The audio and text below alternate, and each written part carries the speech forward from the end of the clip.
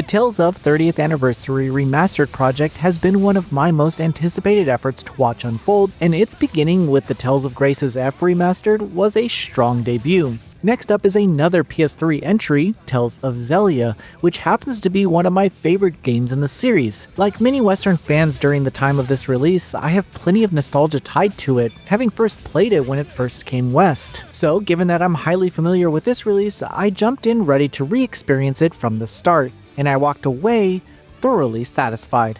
The addition of the quality of life improvements makes the return even better, though some of the game's structural issues still remain noticeable. I've never traveled this deep into Azul before.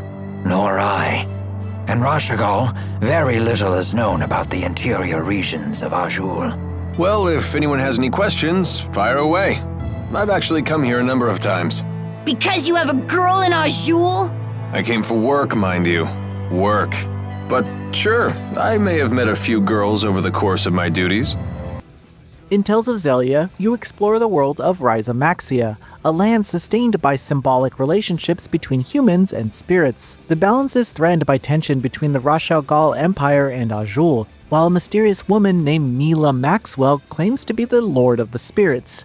During her attempt to destroy a device known as the Lance of Kresnik, which drains power from the spirits, she loses control of the 4 Great Spirits and much of her strength. This event then connects her fate to Jude Mathis, a kind medical student just caught up in the chaos, and the two set out on a journey that shapes both their lives.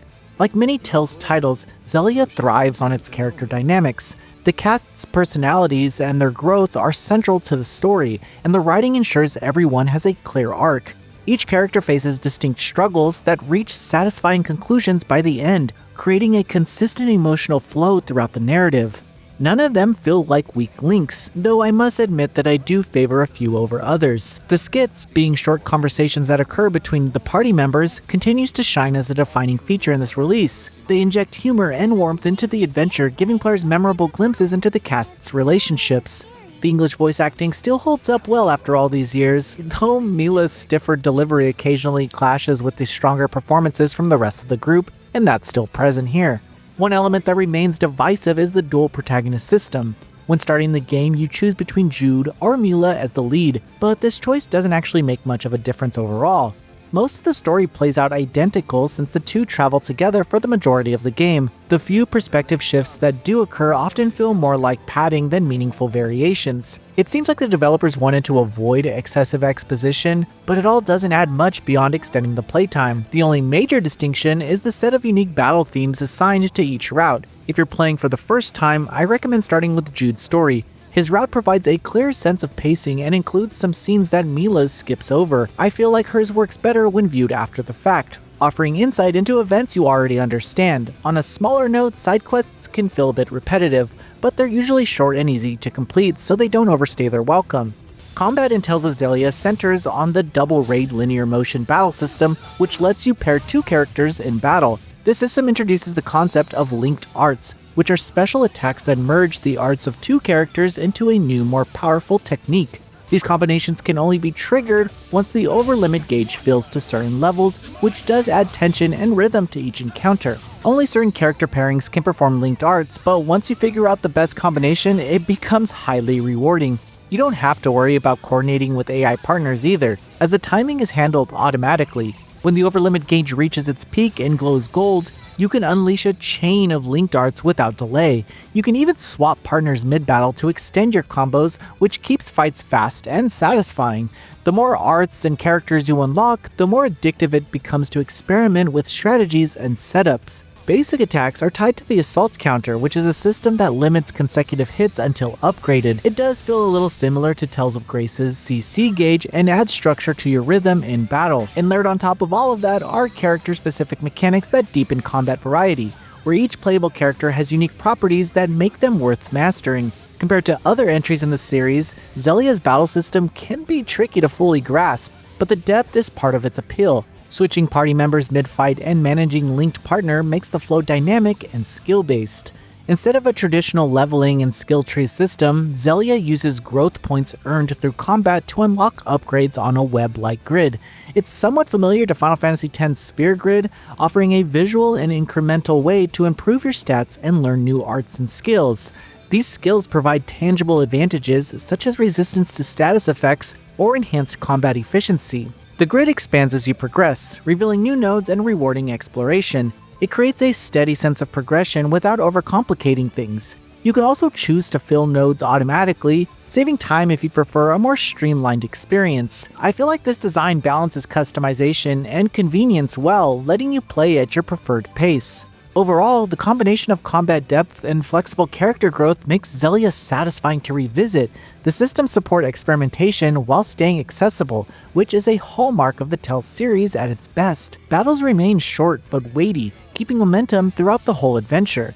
Now, the remaster of Tales of Xillia introduces a range of quality of life features that significantly improve playability.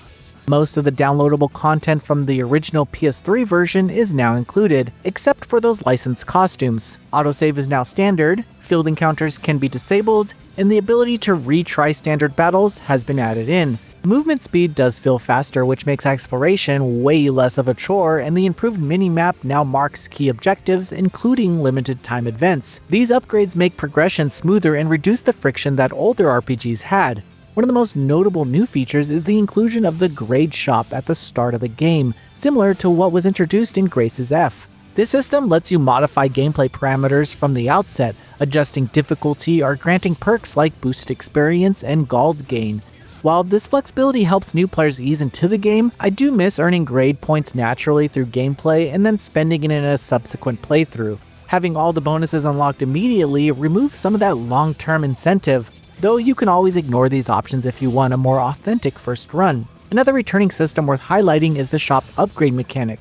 You can invest materials and gold into stores to expand their inventory, which adds a strategic layer to resource management. It's a small touch, but it makes your progression feel more tangible as towns evolve alongside your adventure. Still, if you activate too many grade shop bonuses early on, you risk breaking the natural balance of this feature, so restraint is actually advised. The visual updates bring a welcome polish to Xillia's already charming art direction. Character models and environments look cleaner, and while it doesn't reach modern graphic standards, it maintains a crisp presentation that complements the anime-inspired style. The remaster runs smoothly, and the interface improvements make menu navigation feel faster and more intuitive. I should say that these small but meaningful updates make replaying Xillia feel fresh while retaining its nostalgic appeal. The soundtrack remains a standout. Motoi Sakuraba's score continues to deliver powerful themes that match the emotion and intensity of key moments, combined with the series' signature after-battle skits and battle themes, and I can honestly say that the audio experience has been preserved for all longtime fans. Seeing more Tales titles receive modern releases has been a joy, and Tales of Xillia feels like a natural next step after Grace's F. It might not be the boldest choice, but it's one of the most deserving. The new convenience features, smoother pacing, and technical refinements help to gain shine again on modern hardware. Its story, characters, and combat system remain strong, showing how well this entry has aged since its original release. While I personally favor Tales of Xillia 2 for its deeper mechanics and darker tone, revisiting this original has reminded me how much I enjoyed its cast and combat flow. This remaster captures the same sense of combat I felt over a decade ago while trimming away most of the rough edges. If you've never played it before, this is easily the best way to start. And for returning fans, it's a warm return to Rieze Maxia that feels just as rewarding the first time through. Noisy Pixel is giving Tales of Xillia Remastered a 9 out of 10. Thanks for watching. This video is brought to you by our supporters on Patreon. Noisy Pixel is run by a group of gamers providing independent gaming coverage through news, reviews, previews, and more. Check out our Patreon to help support our continued growth, and subscribe to keep up with all our future content.